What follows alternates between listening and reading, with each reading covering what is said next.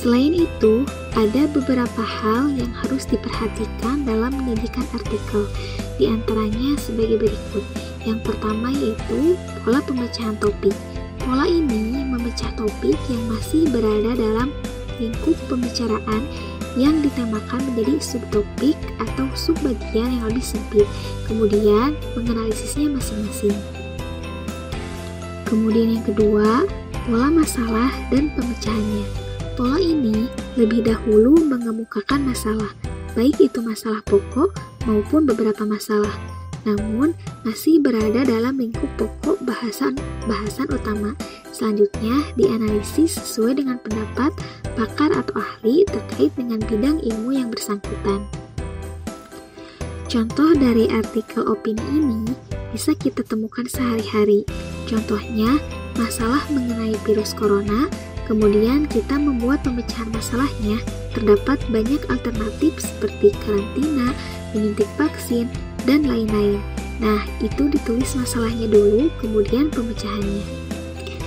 Yang ketiga, pola kronologi. Pola ini menyajikan artikel sesuai dengan kronologi, urutan, kebersinambungan, keberlanjutan, bagaimana sesuatu itu terjadi, dipaparkan secara runtut dan runtut. Pada pola ini dituliskan kronologi-kronologi tentang suatu kejadian.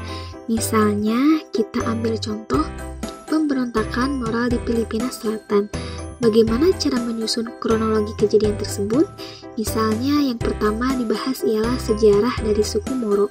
Kemudian, kita juga dapat membahas sejak kapan suku Moro disertakan atau dianggap sebagai salah satu suku bangsa yang ada di Filipina. Kemudian, kita juga bisa menyertakan alasan mengapa suku Moro memberontak di Filipina Selatan. Yang keempat adalah pola pendapat dan alasan pemikiran. Pola ini baru dipakai jika penulis menyampaikan pendapat atau gagasan atau pendapatnya sendiri, kemudian berargumen secara jelas tentang hal tersebut. Dalam pola ini, penulis atau seorang jurnalis terlebih dahulu menyertakan pendapatnya terhadap sesuatu hal, kemudian menyertakan alasan mengapa dia berpendapat seperti itu. Contoh, misalnya seorang jurnalis itu berpendapat bahwa merokok itu dapat merusak kesehatan. Nah, alasannya ialah dalam rokok terdapat zat-zat yang berbahaya bagi tubuh dan lain sebagainya. Kemudian yang terakhir yaitu pola perbandingan. Pola ini sama seperti gaya penulisan komparatif, yaitu dengan membandingkan dua aspek atau lebih dari satu topik lalu menunjukkan persamaan atau perbedaan. Dalam pola ini, biasanya ditulis beberapa hal, bisa dua atau lebih, kemudian diperbandingkan satu sama lain, baik itu persamaan ataupun perbedaan, atau kelebihan dan kekurangan dari hal-hal yang diperbandingkan tersebut. Nah, bagaimana anak-anak? Sudah paham kan? Supaya lebih jelasnya lagi, kalian bisa membaca buku paket bahasa Indonesia dari Kemendikbud mengenai unsur kebahasaan artikel. Kemudian kalian juga dapat membaca modul yang sudah tersedia di Google Classroom.